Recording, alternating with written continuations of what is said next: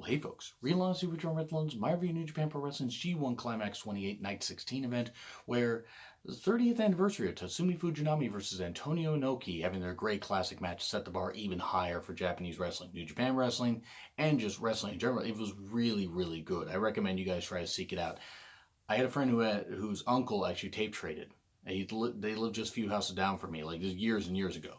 And he was able to obtain a tape, my friend's uncle, able to obtain a tape containing that match. And I was able to see it, and I've only seen it once. I was enthralled by it. Now, I only remember fragments of it, but I just remember thinking, wow, it just was really fucking tremendous. Fujinami and Inoki's career speak for themselves. I almost wish I would have made a copy of it, or that it was available on DVD somewhere. So if anybody knows if it's available on DVD and if it's actually a DVD that I could play here in the US, please let me know, because I would love to find a way to obtain that. That was a great match.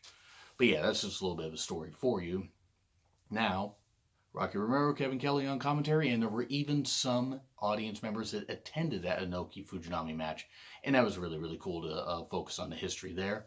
B block action tonight, and A block participants in the first 5 tag matches. So here we go.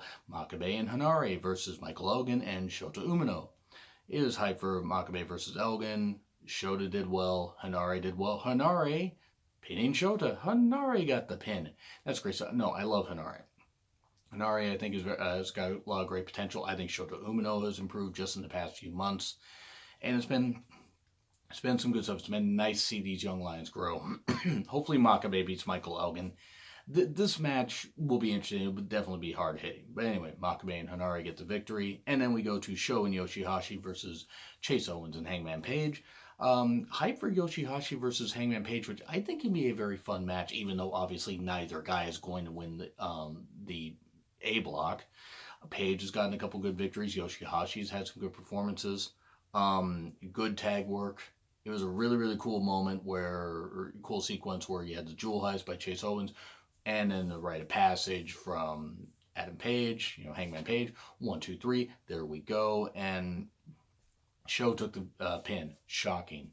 And there was a really, really cool moment in the beginning where Sho was doing his little arrow thing, and Yoshihashi, the headhunter, just walks in the line of fire. He's like, I'm the headhunter, I don't care. And then we have Bad Luck Fale and Tongaloa versus Minoru Suzuki and El Desperado. I'm going to give you a guess as to who took the pin here. It's El Desperado. I mean, not that you guys could have answered, judging by, you guys could have yelled at your, device, whatever you're watching on. But anyway, this is hype for Fale versus Minoru Suzuki, which hopefully Suzuki wins. I mean, nothing against Fale, but Suzuki should be the first one to pin Fale in this tournament, if anything else. I mean, because you could believe it, because Suzuki's legit tough. Outside immediately, everybody's just all over the place. I mean, they spent more time outside the ring than they spent inside the ring. And I know Suzuki-gun members tend to do that, especially when Minoru's involved, but just honestly, and nothing against Minoru. I mean, the guy is terrifying, and the guy's a great wrestler. And Desperado is also. But it's just the fact that they spent like 80% of the time outside the ring. And then soon after, ape shit, as Rocky Romero says, by El Desperado, and then, or on El Desperado, that is. And Tongaloa pins El Desperado, and there we go. That'd be weird if El Desperado hit that move, even though I'm sure he could, because he is freakishly strong for a small guy. So yeah, Fale and Tongaloa got the victory, and then Yo and Jay White versus Evil and Ibushi. I hope Yo gets Jay White's paycheck, because Jay White didn't do jack shit in this whole thing. And it was just a way to do the whole heel thing. It was hype for Jay White versus Evil, which should certainly be a fun match. It's going to be taking place on the 10th. Yes, I'm going to be here for the 10th, 11th, and 12th. For the final night of A block, final night of B block, and then the actual finals. It's going to be tremendous, no matter how tired I am. Just letting you guys know that I will be here for those 3 nights. Also support your local indie wrestling promotions. I'm going to be going to a show on the 10th, actually. It's going to be great. I'm going to go to Seattle, which is about 40 miles south of me. So anyway, hype for White versus Evil, which ought to be fun. White's probably going to get the victory, but if Evil won, I wouldn't be opposed to it, because Jay White doesn't need to win the A block, but we'll see what happens. White kept just being just a fucking dick heel, just making Yo do all the work and everything. That's why I said Yo should have gotten 2 paychecks. MX pins Yo. course. I mean, because of course Bushi's going to pin. Bushi's going to get the victory there. I mean, Evil and Bushi do work really well together. And there's a cool LIJ moment at the end that I'll get into. Um, White did not save Yo. At one point, Evil puts a chair over Yo's throat, and White looks like he's going to save him. He doesn't, and then Evil hits the chair off of Yo's throat, which that happened. So I really think it's going to lead to White being ousted from Chaos, unless Okada just says, you know what, fuck it, I'm going to go off and be on my own. I don't know. Tanahashi and Finlay versus Okada and Gato. I wonder who took the fall here. I mean, I know I say that about a lot of matches Gato's involved in, but anyway. This is Tanahashi Okada hype, and I don't care that I just saw this match in May. I don't care that they've had tons of great matches before, some classics from when Okada was even younger and that kind of stuff. Then again, any older matches, they would always be younger. But the fact is, they were able to pull off such a great match on, back in May, back in the beginning of May, and that was so just fucking great, which I can't wait to see what they're going to do here. I think they're going to go to a draw. I think this one will go to a draw, which is very bad. I mean, I don't know. They may not, but I think it's a very, very good possibility they could go to a draw. Now, if Okada wins, I do want to say this one quickly. If Jay White wins against Evil and Okada wins, then Jay White wins the block. If Tanahashi and Okada tie, even if Jay White beats Evil, then, Tanahashi wins. If Jay White loses and Okada wins, then I believe, let's see. No, I think actually, I don't know if Okada can actually win. Maybe he can. I mean, the point system's a little convoluted. I mean, I'm a little bit tired also, but I know that Tanahashi can win with a tie. Or a victory, obviously. But anyway, it's a good tag work, as you would expect. Tanahashi and Okada having just little tease spots and everything to set us up for this match. And then stunner on Gato for 3. Right. Shocking. Gato took the fall. Tanahashi and Okada stare down. Okada stands on the English announce table, apparently stepping out Rocky Romero's phone. Rocky, keep your phone in your pocket, for the love of God. Because Okada likes breaking phones, apparently, and hitting people with balloons, and showing off phallic balloons. Moving on. Tanahashi staying on Japanese announce table, and it was really, really cool. It's a good thing they have sturdy tables there in Japan, because that could have ended badly. So yeah, we got done with the matches featuring A-Block participants, and I'm going to be honest, some of these reviews of the B-Block matches might be kind of quick.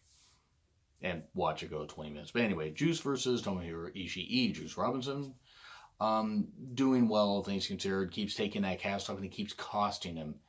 I know that he's playing up the whole thing. I mean, I'm sure maybe the hand is hurt, but he's playing up the whole thing. Of course, if it is a work, brilliant work by him. I mean, shows how great of a wrestler he is. Ishii, MVP of the fucking tournament. Him and Kota Ibushi actually might be 1 and 1A. But Ishii is at the top. Even in defeat, he has had some great fucking performances. I mean, honestly, this guy is just stellar. He's been stellar for years, don't get me wrong. But he's had 3 matches that actually, they might be the top 3 matches of the tournament for me. And yes, I will have that countdown up sometime after the after the finals conclude. I might even have it up Monday morning, because it might not take me that long to figure out my match rankings. So anyway, Juice and Ishii had a good match. It wasn't blow away, but it didn't need to be. This is a long tournament, and these guys have done very, very well. Juice has done well in defeat. Same with Ishii. Got that shock win over Omega recently. And by the way, check out that review if you haven't. I really enjoyed reviewing that. And holy crap, I can't believe that Ishii beat Omega, even though Ishii is more than capable of it. It's just the role he was on. Moving on. Chops aplenty. My God, chops aplenty. Some great hand focus after Juice had taken off the cast. And almost Pulp Friction. Almost. Nope. Ishii trying to go for stuff. Good headbutt exchange. Ugh, still cringe because of what happened to Shibata. But hey, at least Shibata's alive and training people. And then vertical drop brainbuster for the win. And Ishii gets a victory. Maybe Juice has a nice set of opponents now for his U.S. title leading into Wrestle Kingdom, maybe even out of Wrestle Kingdom. I think it's going to be really interesting. And it's kind of also cool, in case you guys haven't checked the New Japan schedule, after the 12th, after the G1 finals, They're not going to have any shows. At least they haven't had any shows announced. They're not going to have any shows until the 7th of September, which is good. These guys deserve a rest. And Lord knows they have put their bodies and souls on the line for us, so they more than deserve almost a month's worth of rest. Yeah, Tomohiro Ishii beats Juice Robinson, and then we go to Goto versus Sabre Jr. This was good. This was one of those where it's like, poor Goto.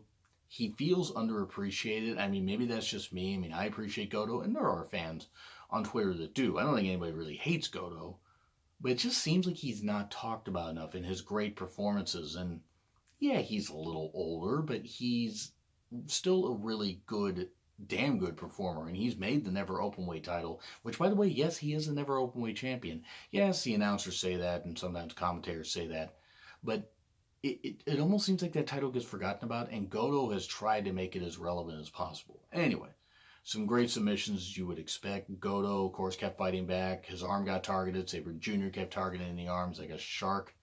I mean, he really is. He's like a fucking submission shark. Submission shark. There we go.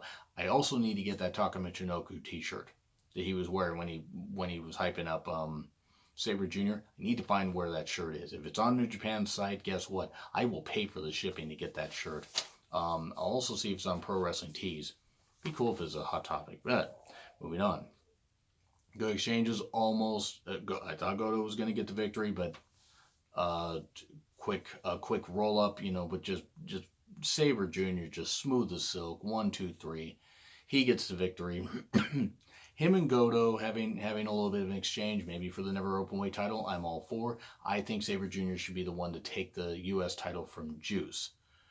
And you can say that about some of the other people Juice could face. I think, honestly, Sabre Jr. should be the one to take the title from Juice, because that'd be pretty cool. But anyway, we then get to Ibushi versus Tama Tonga, and oh, sweet Christ, this in the next match. Here's the thing. In the beginning, Tama Tonga and Ibushi, there was no Tonga Loa, no Bad Luck Fale.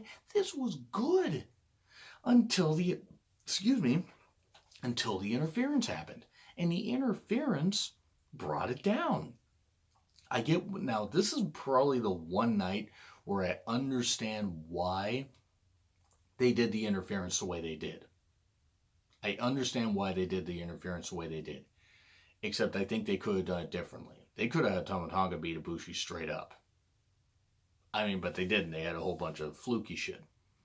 Now, it was pretty cool, like how they bowed into the crowd and everything, and Ibushi looks up at the balcony and he's like, yeah, I'm going to do that. And he leaves through the door and then goes upstairs and then jumps and just, I don't remember what they called the moonsault. And I mean, I'm sorry, I forgot about the name, but my God, it was just so, it's scary, by the way. Ibushi's absolutely insane. It was a great dive. There was good shit until the interference happened. I mean, if you watch the match, you'll understand. Again, this is one of the few times where I could understand why they did the interference the way they did, but they could have tweaked it just a little bit.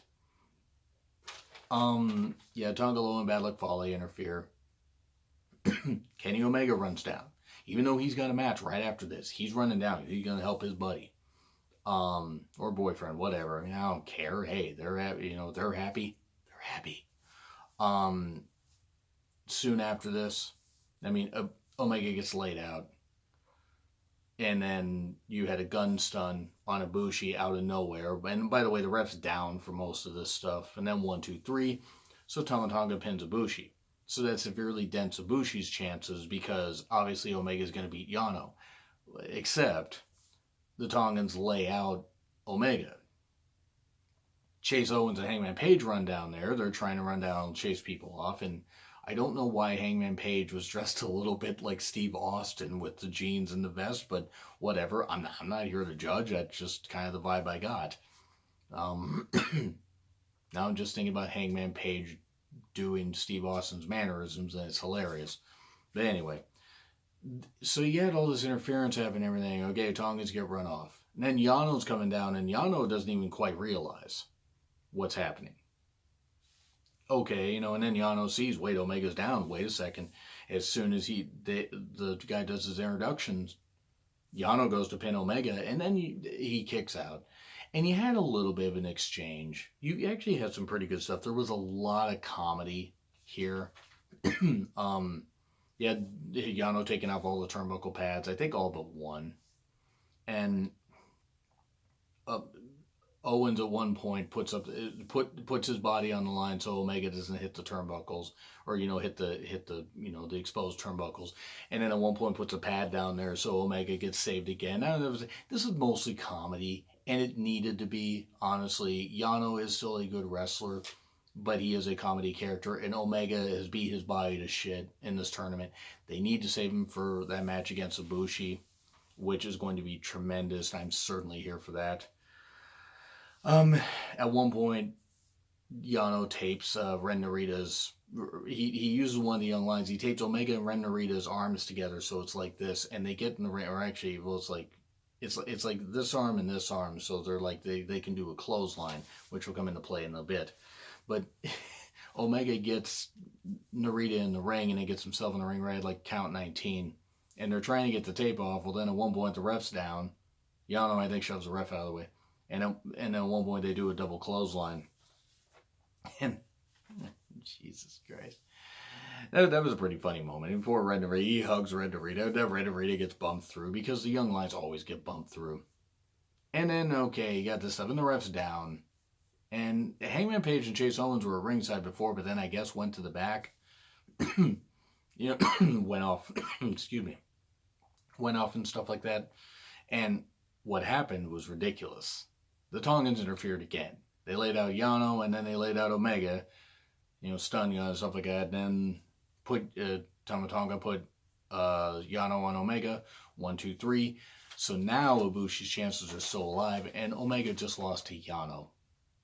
I mean, I know it was a ton of interference, but I get why they did it. But they could have just done it where Ibushi got beat straight up, or like a distraction or something like that, and then that happened, and then you do the beat up. But I get why they did the interference this way. And now we go to Naito versus Sanada. I'm not going to really try to encompass how great this match was, because it was really great. This will go on my favorite matches of the G1. Big fight feel. LIJ explodes? Not yet. They're not going to explode. They're too good. But you had this one stage bump at one point that was pretty cool, where Sanada was there, and then Naito ran down and attacked him. That was pretty, because it was a long ramp and everything. And great exchanges, just nice skull in, where it looked like maybe Naito was going to tap out. He didn't, and then Destino for 2. And then Destino by Sanada, the cold skull Destino. Easy for me to say. And then Destino for the win, 1, 2, 3. So yeah, Naito is still very much alive. In fact, if Naito wins and Ibushi and Omega draw, I believe, I think Naito gets the victory. I think Naito wins the B block if Ibushi and Omega draw. So who knows what will happen. It was a really cool post-match moment where Evil brought down Hiromu's jacket. Bushi was there also, and they had a nice, promo and everything. Naito, I guess, according to translations, said that Hiromu will hopefully be back, even fist bumped the jacket, which was really cool. Hopefully Hiromu's going to be okay, after his surgery, recovery, and all that. But anyway, I'm going to say a B, because the interference did kind of bring this down. But I'm going to definitely say a B. So yeah, I enjoyed it. And thank you guys for putting up with the whole thing about how I went a little bit long with some of the fantasy booking stuff. But we're getting close to the end of the B block. Or we're getting close to the end of the tournament in general. Only one more night of A block and B block.